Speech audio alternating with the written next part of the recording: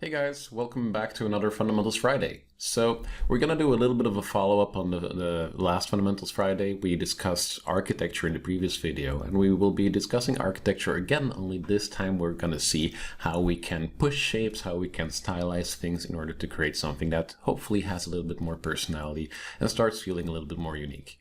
There's a couple of ways we can do that. Let's dive into the lesson to see what we actually have control over when it comes to designing stylized architecture.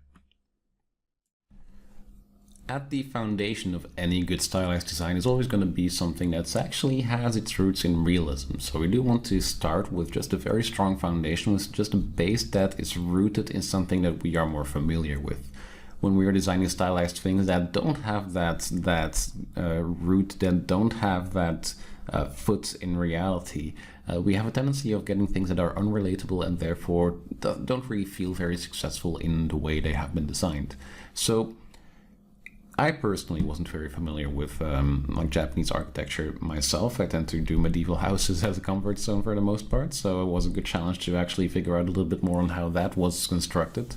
And I just built up a foundation, a start construction of a Japanese house that I can then use to see, okay, how can I push the design of this house into any direction that I see fit.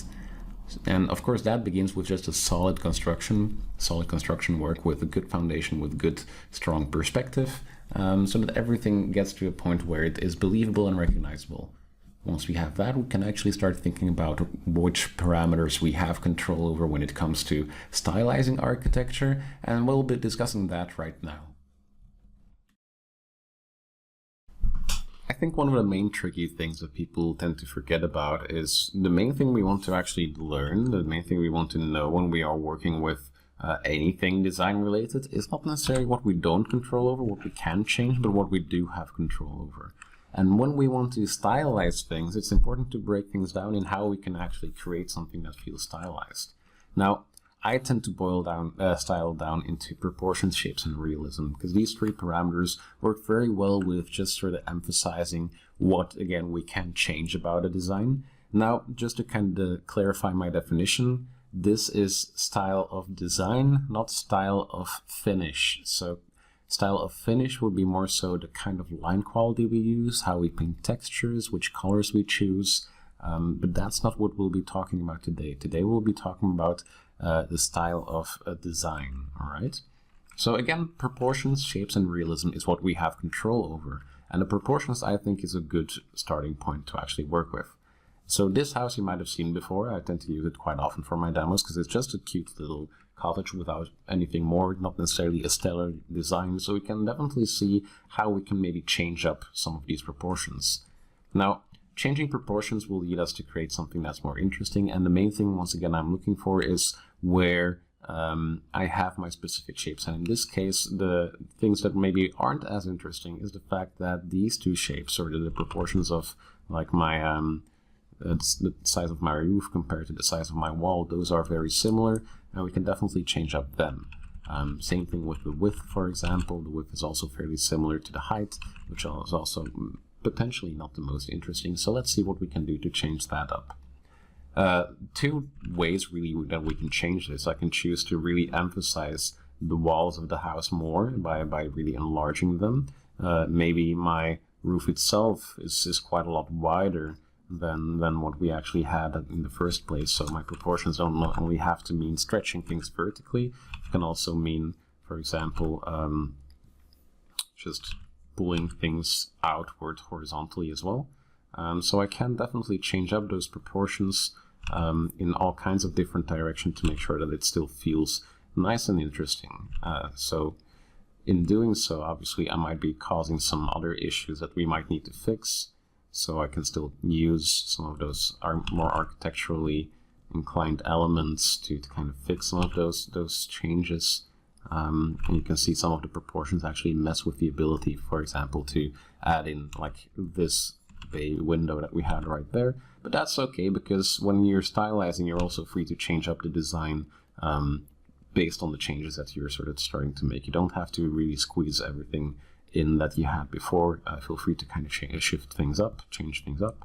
And And then I can choose like, oh yeah, maybe the door itself would have to be quite tall and skinny with like a smaller window. And again, I'm just playing around with the proportions. I'm not necessarily changing the shape language. I'm not choosing that this building now has to be much more soft looking, much more aggressive looking. I'm not changing anything about shape language. I'm only adjusting the proportions of the elements that were already there. And again, you can see how this will definitely start getting that more unique feel, start having a little bit more personality maybe even. So there's a lot of room to kind of change the design as we are sort of deliberately making these proportion changes. Now, this is only one version. I can go for a second option where, for example, I might be doing the opposite, where my house itself will be very, very short, and I will sort of choose to increase the height of the rooftop itself. And again, I've still just adjusted the proportions, but I've just chosen different proportions to adjust. I've went in a different direction than what I did earlier. Maybe in this case, because of the proportion changes, the door won't really fit underneath there. So I might want to have the door sort of overlap a little bit with some of those architectural elements, again changing the design up perhaps a little bit. Or maybe this is a good excuse for us to actually come up with, again, a more unique problem-solving solution to this, and rather than having the staircase go upwards, maybe the staircase is actually going downwards and my doorway will actually be like sunk into the ground a little bit, which might be a fun sort of new solution to this problem of changing up those proportions. So I can still squeeze that in the right place, still keeping that crossbeam in where I had it. And again, making the proper adjustments. So creativity really is the limit on when you are actually deliberately changing up the proportions of these kind of things, right? Like there's a million different options here. Just see whatever you find more interesting. Play around with your, again, rules of big, medium, small that you know about at this point, or I hope you know about big, medium, small at this point, because it is something that is discussed quite often everywhere. But don't worry if you don't. If you're unfamiliar with that, feel free to ask a question in the comments section and we'll see if we can actually help you guys out with that, all right? But you can see once again, very different end result, just changing the proportions. And it's quite fun to see what small changes can do to a larger scale design. All right, so that's option number one. Now, when we actually want to think about adding personality to something, it's probably going to be more so about actually changing the shapes rather than changing the proportions. So we do have some more room to play around with other things. So once again, option number one could be, for example, what if I would want to make things feel a little bit more friendly and a little bit more gentle looking, so I could keep the same proportions, roughly at least, but I can sort of round off the shapes of the building so that I'm creating a little bit more of a rounded structure. Now, one of the dangers here is technically the perspective still needs to work, and there's a few ways that we can actually keep in mind the perspective for changes like this. The main thing is we want to keep our anchor points in our designs as something that is believable and accurate. So the anchor points could be, for example, the corners of the roof. So these corners of the roof still need to align with a general perspective that this entire building would be drawn in. So I'm not just making things wobbly for the sake of making things wobbly, which is something I think that a lot of people tend to get wrong when they're talking stylized anything really. So stylization is not just making things look wobbly in any sense of the word. It's about deliberately assigning meaning, like changing the meaning of the message of your design, right? And that meaning could be, in this case, I want to use the more rounded shapes to actually make it feel perhaps almost more cozy, more whimsical. Or alternatively, I could also see if I could actually make it feel more aggressive by changing the shapes to more angular lines, which might be something that we want to do later as well. So we can get away with a lot of crooked lines here, as long as, once again, those landmarks, those cornerstones that are deciding my perspective are still in the right place.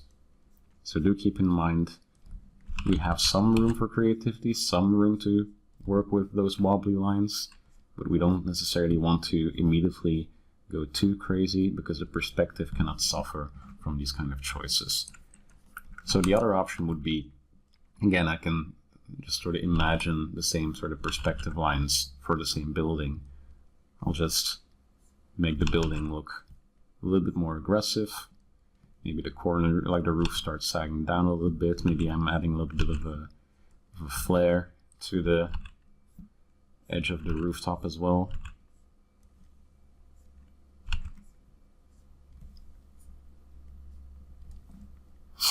Like so. And then maybe the walls are also flaring inwards ever so slightly.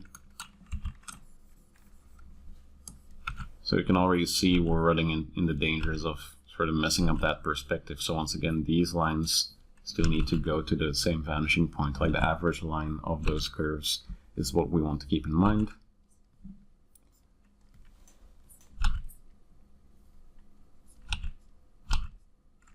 You might be wondering, okay, so why is the realism then something that's important to keep in mind? Well, realism is mainly just decided by how feasible is the design, and that's partially decided by the proportions and the shapes that we're using. So how feasible would this house still be? Like how would this actually still exist potentially? Would it still be able to exist, or have we deviated from reality too far at this point? Which might be the case. And have we respected like just nature's laws and maybe physics enough to actually, once again, make this work as a whole?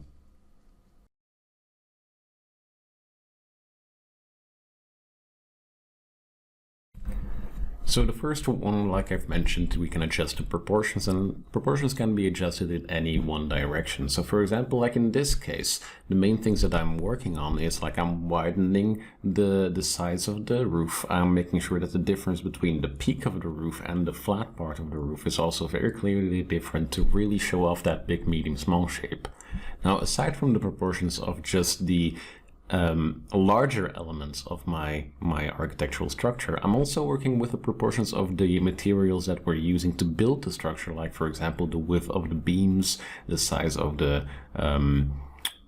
shingles on the roof, etc., because these can all accentuate sort of the more stylized look of the entire architectural structure.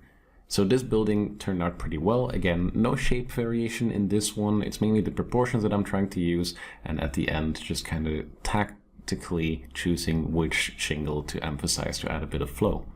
The next one, you can once again very clearly see that underlying structural foundation that is serving as a frame for me to build my structures, my new organic looking shapes on top of.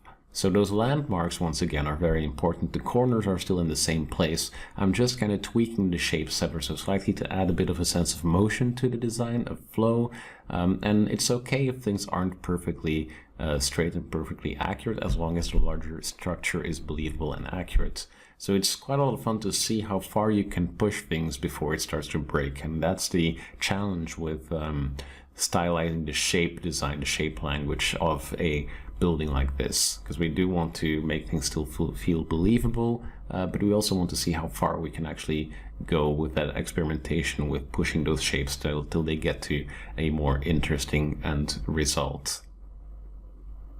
Next up, we have the combination of the two, and for the combination of the two, like I've mentioned earlier, we want to do both the proportions and the shapes. We want to use both to get to the most adventurous version of this design that I'm willing to go with my own sense of style, of course, because obviously depending on your own personal preferences, you might take things further, might not go quite as far, but the starting the way I started this drawing is the same as with the previous drawings altogether. It's always going to be that initial construction that I'm going to use to sort of drape the rest of my shapes on top of. So immediately exaggerating the proportions much in a similar way than what I did for the proportion example. And then once again choosing to exaggerate the flow, the dynamics of the shapes, like for example the wooden beams that are going across, and using those proportion shapes together with the shape changes to really push things into a new direction. And I think I've done a good job of getting quite a few different end results here. So these are my examples on how to create more stylistically appealing architectural designs. I hope that makes sense. Let me know if you have more suggestions on what to cover next in the future Fundamentals Friday, but for now that's gonna be it. Take care.